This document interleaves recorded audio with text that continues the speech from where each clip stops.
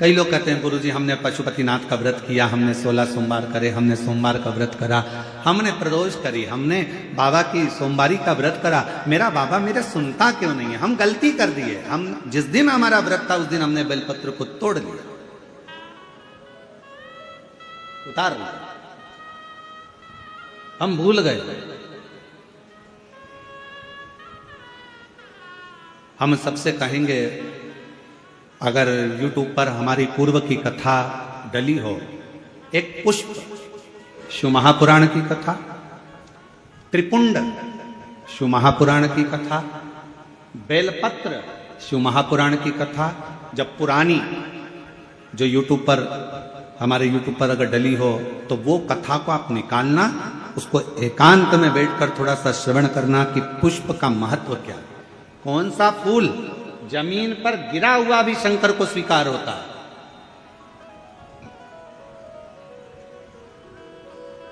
कौन सा पुष्प शिव को किस स्थान पर चढ़ाया जाए। क्यों सोमवार, अष्टमी और ये अन्य जितनी तिथियां होती हैं, अमावस्या, पूर्णिमा, प्रदोष, चतुर्दशी, त्रयोदशी, ऐसा वर्णन उसमें आता है कि इन दिन बेलपत्र को नहीं तोड़ा जाता। अष्टमी, नवमी, ये तिथियां हैं, क्यों नहीं तोड़ा? किस लिए? क्या कारण है कि इन तिथियों पर बेलपत्र को नहीं तोड़ा जाता? तो कहा जब हम रोज बेलपत्र को जल चढ़ाते हैं, शंकर की आराधना करते हैं, तो बेलपत्र के वृक्ष के नीचे बैठकर देवता भी हमारे कल्याण की कामना करते हैं।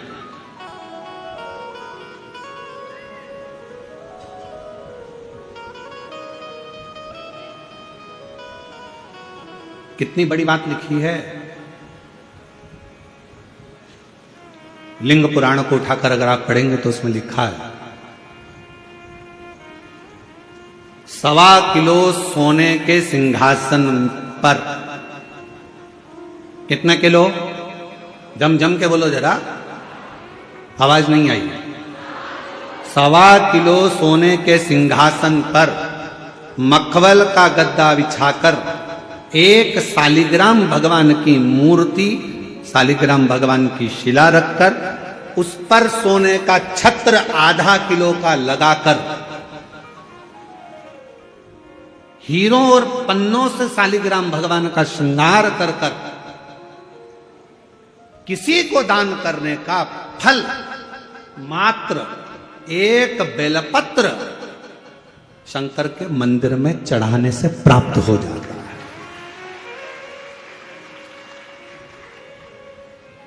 कितने किलो सोने का सिंहासन? बोलो बोलो, जम के बोलो जरा। 1.25 किलो। छत्र कितने का? 0.5 किलो।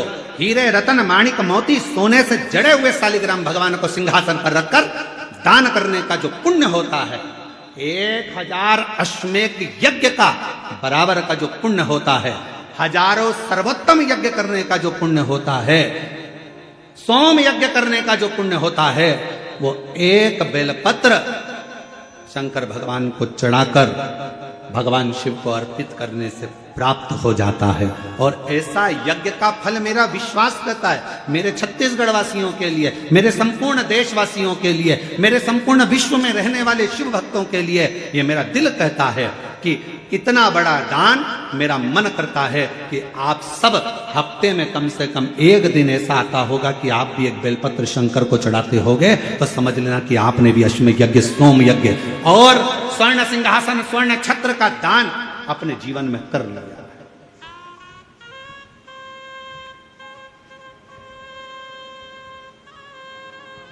तीन वचन भगवान शिव ने पार्वती जी को दिए हैं, सावधानी से सुनिएगा उन वचनों को।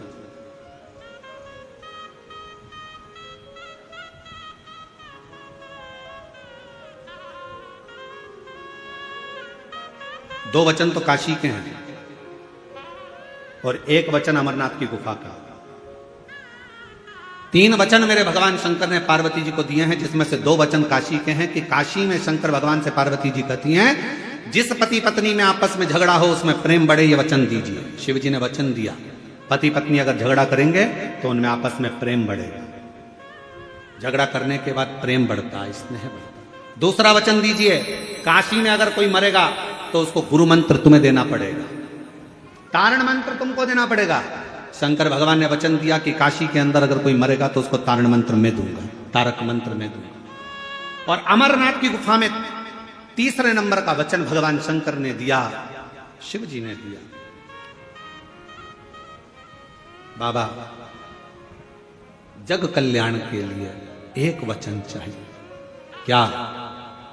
भूल से भी अगर कोई एक बेलपत्र का स्पर्श मात्र कर ले, स्पर्श मात्र कर ले, अगर भूल से भी अगर कोई बेलपत्र को छू ले या बेलपत्र का स्पर्श कर कर आपकी आराधना में या किसी को दान में दे दे, तो वो संसार सागर में दूसरी बार जन्म ना ले, वो आपके धाम में जाकर विराज नहीं। वचन दीजिए। पुनरपि जननम पुनरपि मरणम के प्रपंच से छुड़ा देता है एक बेलपत्र का पौधा।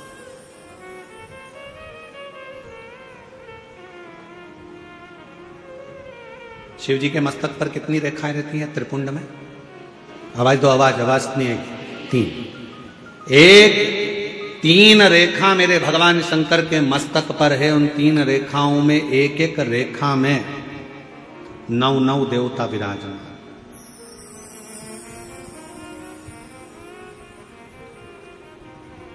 एक रेखा में 9 देवता, दूसरी रेखा में 9 देवता, तीसरी रेखा में 9 देवता।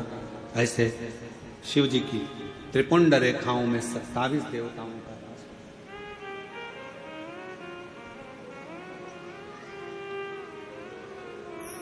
पूरे एक त्रिपुंड में। आप रोड पर से चल के आते हो, बहुत सारे तिलक लगाने वाले आपको मिलते हैं, उन्होंने अपनी थाली में फूल रख रखा है, ऐसा फूल रख रखा है, उस फूल से आपका पूरा सिर रंग देते हैं। बोलो बोलो, सही है कि गलत है? अरे बोलो तो जम के।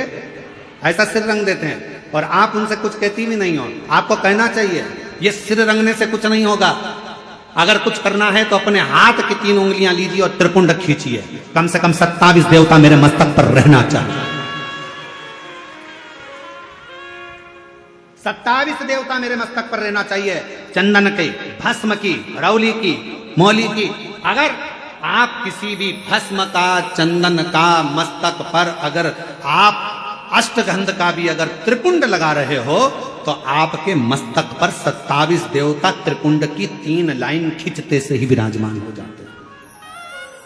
तिलक लगाने वाले फूल रख लिया, फूल से पूरा माथा रंग दिया, रंगने के बाद कह दिया चलो दक्षिणा दो जाओ। उस समय पर आपको कहना चाहिए, मैं कथा में आई हूं, शिव की कथा है, मेरे मस्तक पर त्रिपुंड लगा। त्रिपुंड से मतलब है कि 27 देवता, जब तक मेरे मस्तक पर त्रिपुंड रहेगा 27 देवता मेरे साथ में हर पल हर घड़ी रहेंगे, हर क्षण। पर हम नहीं बोल पाते। उन्होंने लिया फूल से रंग दिया, नहीं नहीं नहीं, हमको त्रिपुंड लगाइए, हमारे मस्तक पर त्रिपुंड होना चाहिए।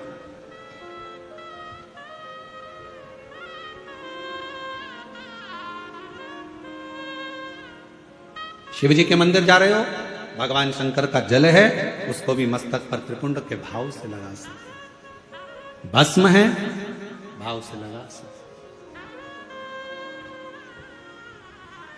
और यदि कुछ भी ना लगा सको तो फिर एक काम करो, शंकर के मंदिर में जब जाओ, झुककर जब प्रणाम करो तो अपना मस्तक शिव के चरणों में झुककर प्रणाम करोगे तो जो शिव भक्त आएंगे उनके चरण की रज आपके जब मस्तक पर लगेगी तो आपका कल्याण कर देगी, आपका उद्धार कर देगी,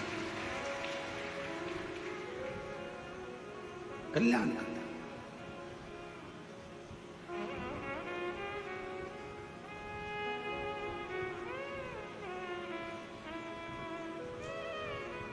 कहते हैं कि 27 देवता जो त्रिपुंड में विराजमान है वो शंकर से मिलाने का कार्य करते हैं, शिव से मिलाने। बाकी सी लटक गई, नैनों में अटक गई, कब तुम दर्श दिखाओगे। बाकी सी लटक गई, नैनों में अटक गई, कब तुम दर्श दिखाओगे। हिच क्या ना रुके भोलेनाथ, मने थारी सतावे ओ काशी के भोलेनाथ मने थारी याद सतावे याद सतावे रुदन आवे याद सतावे रुदन आवे याद सतावे ओ काशी के भोलेनाथ मने थारी याद सतावे ओ काशी के भोलेनाथ मने थारी याद सतावे हिच क्या ना रोके भोलेनाथ हिच क्या ना रोके भोलेनाथ मने थारी याद सतावे ओ काशी के भोलेनाथ मने थारी याद सतावे आप उसको जब मस्तक पर त्रिपुंड में 3 रेखाओं में जब 27 देवता विराजमान हो जाते हैं तो वो शिव से मिलाने का कारण शिव से। कितना सुंदर एक व्याख्यान आया ब्रह्मा जी का। ब्रह्मा जी जब झूठ बोल दिए और झूठ बोले तो भगवान शंकर को क्रोध आ गया।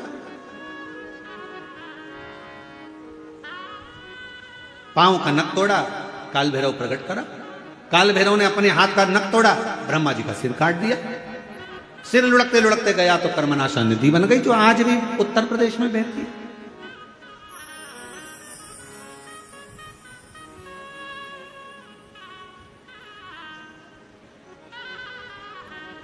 निवेदन करा भगवान विष्णु ने भगवान शिव जी से, बाबा ब्रह्मा जी का सिर कटा है, ये कटा हुआ सिर ना जाने कहां जाएगा, आप कृपा कर कर इसको वटवृक्ष बना दीजिए।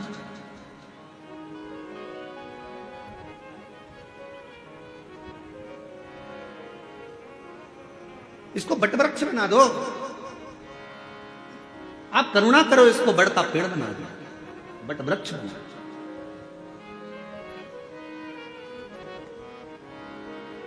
शिव जी ने भगवान नारायण की बात सुनकर ब्रह्मा जी के कटे हुए सिर को बड़ का पेड़ बना दिया। शंकर भगवान उसी बड़ के पेड़ के नीचे विराजमान हो गए। शिव जी का नाम बटकेश्वर महादेव।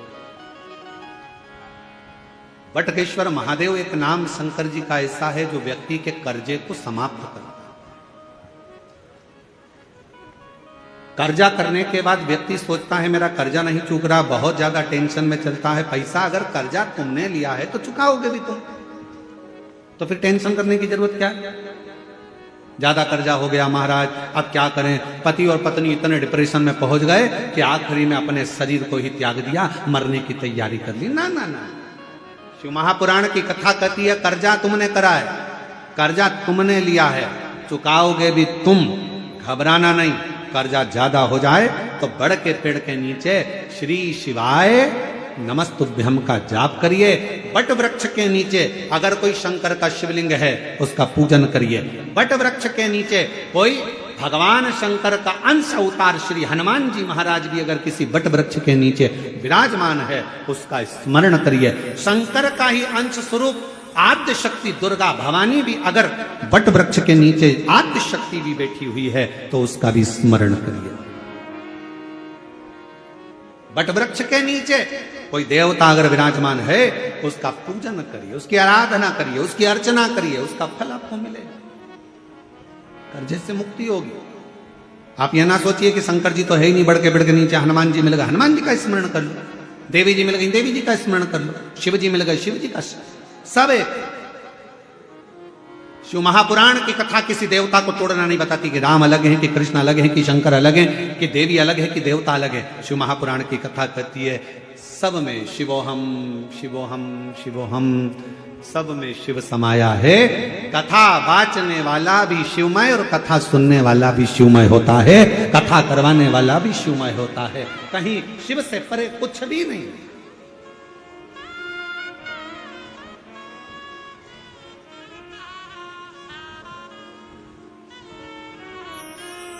और मेरे भोले तेरा सहारा है, मेरे भोले तेरा सहारा है, मेरी नैया का तू किनारा है, मेरी नैया का तू किनारा है। मेरे बाबा तुझे पुकारा है, मेरे बाबा तुझे पुकारा है, मेरी नैया का तू किनारा है। थोड़ा संघर्ष हो सकता है, थोड़ा कर्जा लिया है तो थोड़ा टेंशन हो सकता है, पर टेंशन बहुत बहुत स्मरण रखिए, बादल टूटता है तो पानी बनता। बोलो सही है कि गलत है? बादल टूटता है पानी बनता है। पृथ्वी पर मिट्टी टूटती है, अगर मिट्टी टूटती है तो अन्न बनता है। खेत को तैयार करने के लिए मिट्टी को तोड़ना पड़ता है, और वो बीज जो मिट्टी में गया है, वो मिट्टी में बीज टूटता है तो पेड़ बनता है। बादल टूटा पानी बना, मिट्टी टूटी फसल बनी, बीज टूटा पेड़ बना, और इंसान जब टूटता है तो कोई अच्छा इंसान बनता है। किसी ने गाली दी, टूटना मती, वो तोड़ेगा तुमको। गाली दिए, अपशब्द कहा, ताने दिए, बहुत आड़ा टेढ़ा बोला, खूब बद्दुआ दी, खूब श्राप दिए, खूब आड़ा टेढ़ा बोला, वो आपको तोड़ रहा है। और जब जब टूटा है तब तक कुछ ना कुछ बना है, कुछ ना कुछ। अगर कोई तुम्हें तोड़ रहा है तो चिंता ना करना, अपशब्द कह रहा है चिंता ना करना, गाली दे रहा है चिंता ना करना, ताने दे रहा है चिंता ना करना। तुम जब अंदर से टूट जाओगे, टूटने के बाद जब कुछ बनोगे, निखरोगे, तो दुनिया उस चमक को देखकर स्तुप्त रहे।